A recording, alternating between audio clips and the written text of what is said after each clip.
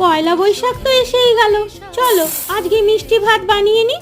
প্রথমে 1 কাপ গোবিন্দভোগ চালকে ভালো করে ধুয়ে 30 মিনিটের জন্য ছাঁকনির মধ্যে দিয়ে ড্রাই করে নিতে হবে।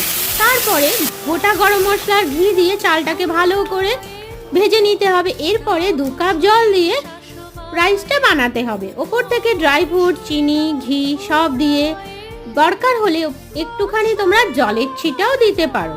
এইভাবে পোলাও ভাতটা রেডি। তারপরে ছানার কোফতা, ছানা বানিয়ে ওপর থেকে কাঁচা লঙ্কা চিড়ে, একটুখানি চালের গুঁড়ো এইগুলো অ্যাড করে একটা মন্ডের মতো বানালে, তারপরে ওই বলগুলো বানিয়ে ওর মধ্যে চিজ স্টাফিং করলে আর সরষের তেলে এই বলগুলো মানে ছানার কোফতা ভেজে নিলে। তারপরে জিরে আর কারি পাতা দিয়ে ফোড়ন দিয়ে দই আর এখানে আমি পোস্ত এইসব বেটে আমি একটা মিক্স বানিয়েছি, তো সেটা দিয়ে অ্যাড করে নিলেই কোফতা রেডি।